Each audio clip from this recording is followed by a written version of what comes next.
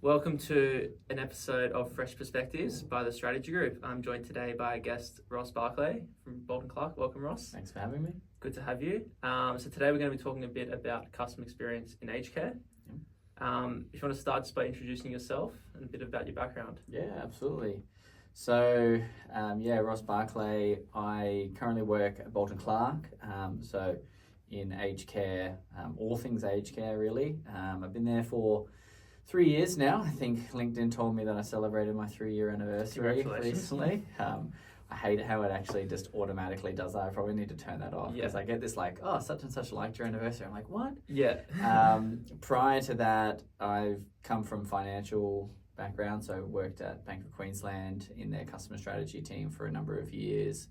It was the second time I'd boomeranged at Bank of Queensland. So predominantly financial services history, but I found myself in customer experience in the customer strategy space following my MBA, completing that and really going through that experience and understanding that really the customer's at the heart of everything that we do, and if you provide good value for your customer, then it should take care of a lot of the things that you need to worry about inside of a business, and then it's just about operational efficiencies after that. But value, if you're going to sell something, you need to create value. Yeah, absolutely.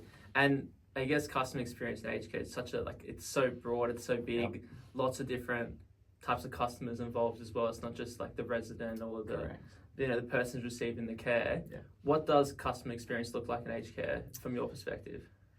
Yeah, like you said, it's an extremely multifaceted situation where the primary receiver of a service isn't always necessarily the primary customer, in a roundabout way, in that when you look at a residential aged care journey, which we've just gone through the process of mapping that in a bit more detail, but you really find that at the start of that journey, it's a lot more about the family and understanding what drives the family's curiosity to start the process of looking or the need, and then what drives value for them based on the fact that they're going to be making decisions on behalf of the loved one that they're starting that journey for. Yeah. And so how do you go about trying to solve those problems? As we've experienced, there's lots of different, pain points that come up, especially for the family that started that journey.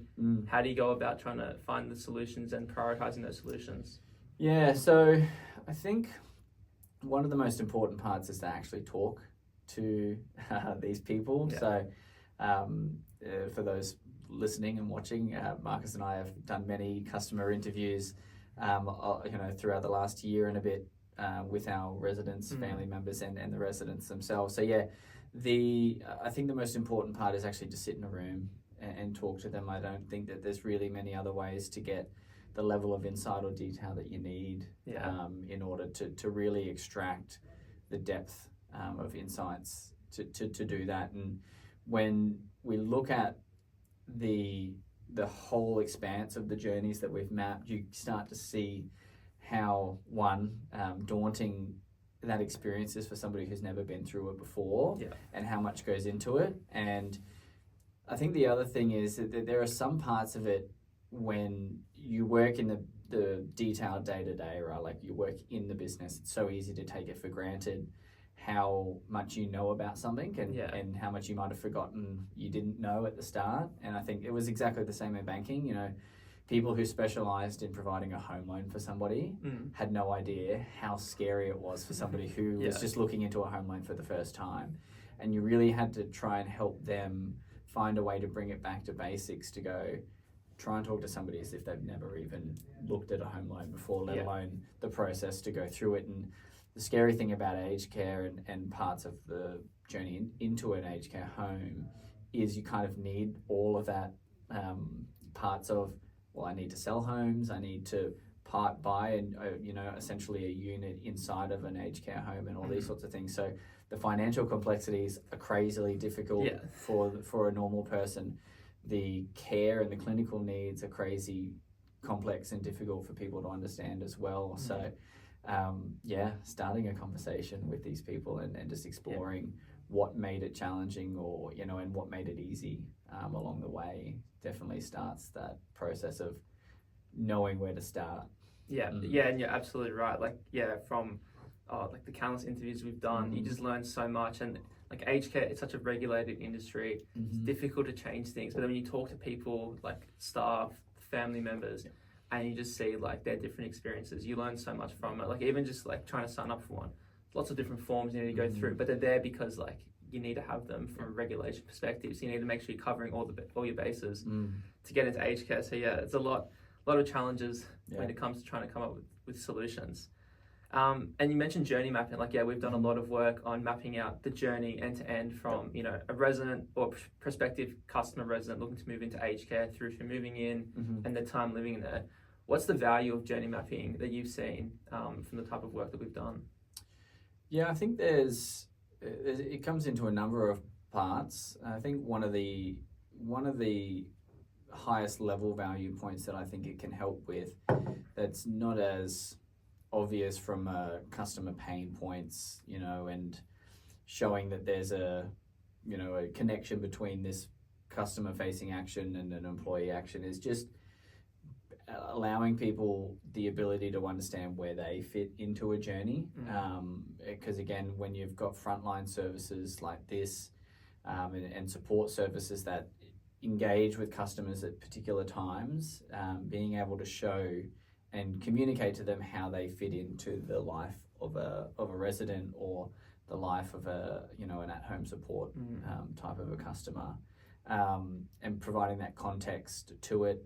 The other thing that I just think is fantastic about journey maps is just the emotional side of absolutely. A customer's journey, and it's something that there's not too many times where emotion gets involved in a conversation in most businesses, unless you're dealing with complaints, and then there's lots of emotions.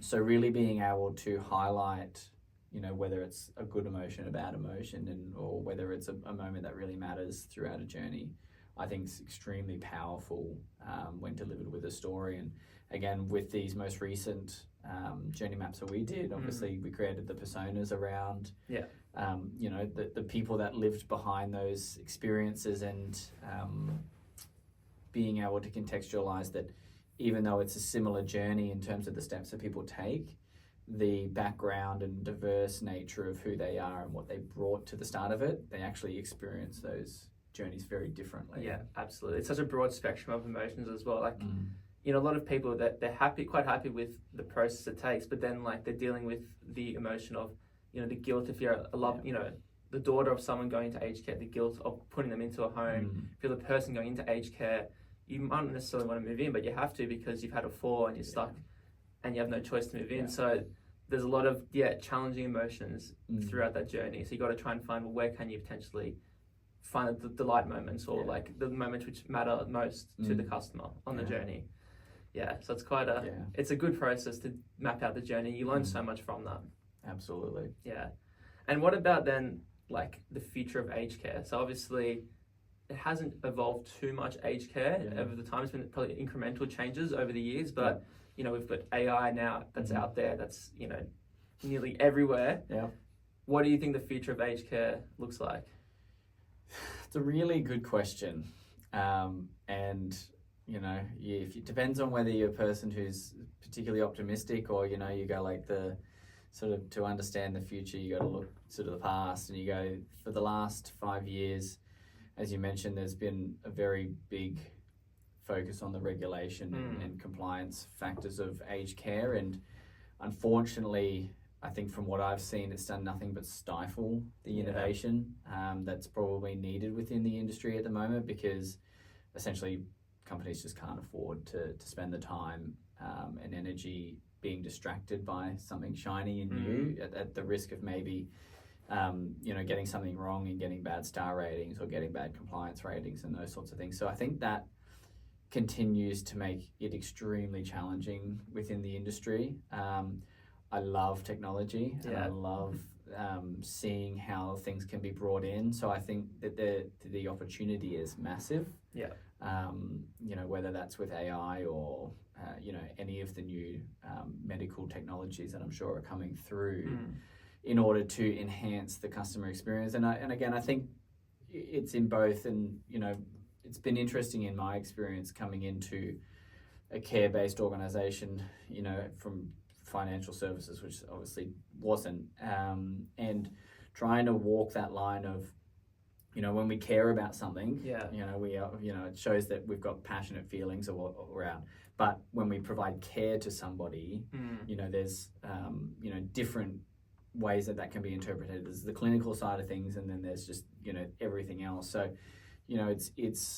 it's a challenging one for people walking into a customer experience role, I think, in aged care in general, because again, the lay of the land has been so much around the focus from a customer perspective, but on a clinical focus on customer, as opposed to, well, if you're in an aged care home, you might receive 10% of clinical care a day. Yeah. You still have 90% of your day left to go, right? Exactly. And culture change doesn't happen quickly or instantly. So it's certainly a grind to sort of push through that and make good strides. And I love seeing the ways that those things improve. But hopefully, technology should allow more opportunity to allow those cultures to become more customer centric without the detriment of losing human touch or the human nature elements involved with what makes aged care so special, I think, to the people it provides it to. Yeah, and that's, I think, a really great point to end on there with the human touch and that human factor. It's tough, living in, say, a retirement living village or a residential aged care home, because you might be isolated, you might not see your family as much, your friends might not be around. So that's really important to make sure, yes, you're providing technology in ways people to entertain themselves, but then still maintaining that human touch. Do you think, or think of let's say, when you move into an aged care home, if you do, many years away, what would you like to potentially experience from a technology perspective? It's a really good question. I mean, I think it was through last year when we were doing some of the design work, the idea that I came up with that I still roll around in my head, and if somebody can go and make this, I think this would be fantastic. But so we know social isolation, as you mentioned, is an issue in older people, and I love the idea of having an AI avatar in a room connected to a TV or something like that provides an opportunity, not necessarily to replace companionship or anything like that, but to stoke the memories of days past, in the sense that you wake up in the morning and it asks you how you're feeling.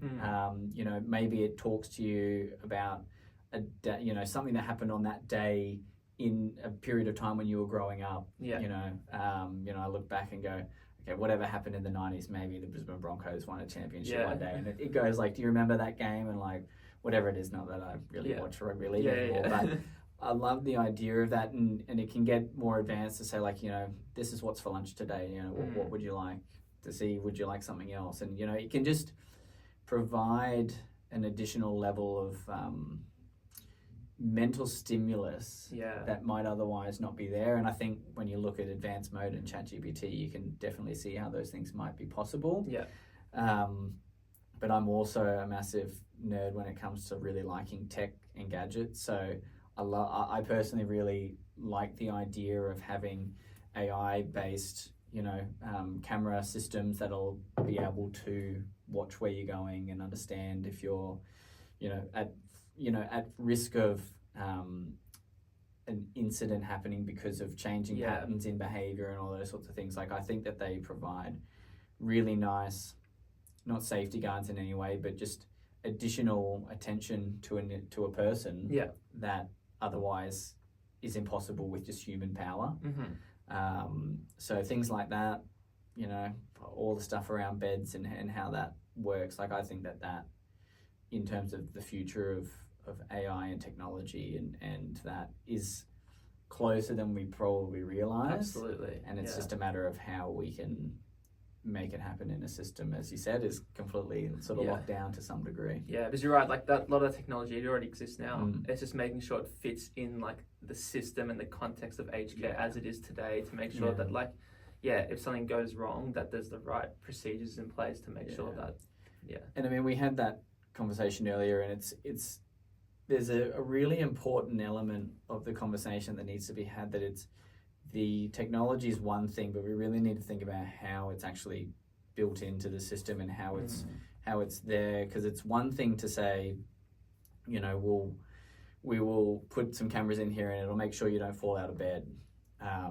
But if that is installed in a way where people end up checking in less, or the nurses don't come around as often and that human touch actually gets worse, then that's the sort of stuff we don't want. So the design of these systems actually needs to be in a way where it's like completely complementary to the way that we currently do things, as opposed to replacing certain behaviors that might actually detract from people's overall, I think, well-being. No, I think you're spot on there.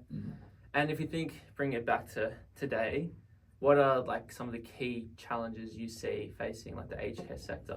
Obviously, there's the aged care reform coming next year, which is going to, you know, shake up a lot of things. But from, you know, your experiences, what are some of the big challenges that you see today?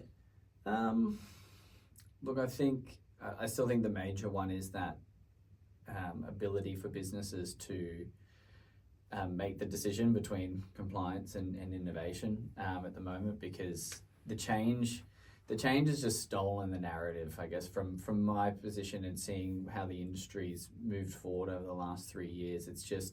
It hasn't left a lot of space to do much else. There's not a lot of margin in aged care, in the businesses and the way they're run, let alone much margin to make bad investment decisions in innovation and moving those things forward. So when you have to make a decision to how to allocate your resources effectively, and there's a whole lot of change coming down that regulatory pipeline, I still think that's the biggest challenge. I think, as mentioned before, the cultural piece around making sure people understand what customer experience is and the way that it needs to be delivered within an organization is a big one. And again, that's just a slow grind over time to really communicate the value that teams like customer experience can offer a business and what it can do to help sort of just lift everything up. And then what advice would you give to other, you know, leaders, other people in aged care on ways to improve the customer experience? And it could be like really simple things and what they should be focusing on. Yeah. I think one, the leadership team's got to be bought in from the start. I think it really helps if you know, CEOs, senior leadership are all on the same page and understanding what strategic benefits you can derive from customer experience teams and implementing those sorts of things. Creating really standardized goals from a KPI perspective also, I think, is something that if you're coming in or you want to set up a customer experience function within a business, start to think about that, because there are a lot of competing priorities within every department and every business line. And if you want to start to make systematic change within a business, you really need to think about how all of the stars align, so that if your team gets reached out to, or if you're reaching out to somebody else, that you can work on something that's going to benefit both parties. Because if it's a one-way street, then it generally doesn't end up going too well. So I think that's a good point. I think it needs to be driven from the top down. You kind of have that cascading effect, and then like everyone does, I think, play a role in improving the customer experience, even if you don't have a direct link to the customer. I think that's crucially important as well. Yeah, absolutely. Yeah. And I guess before we wrap up, anything else you'd like to share on customer experience in aged care, or anything, you know, that you want to see as exciting coming up in the future with aged care? No, not so much, other than I think it's an interesting space to be in.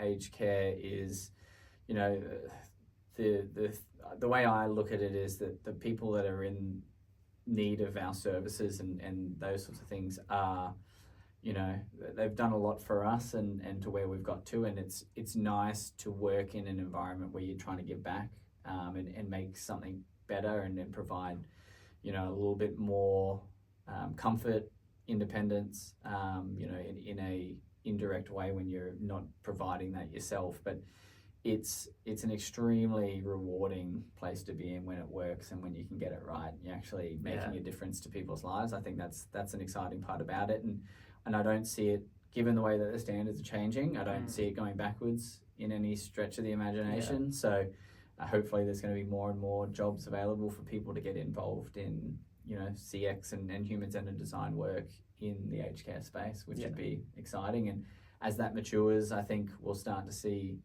the real fruits of people's labour and in terms of the stuff that comes out. And I think there's already a few shining examples in the industry of people doing some of these things well. And we'll just start seeing more of that. Yeah, no, and I completely agree. I think it's an exciting time to be in aged care, and lots and lots of opportunity for innovations and improving customer experiences. Yeah. Well, thank you very much, Ross. Thanks.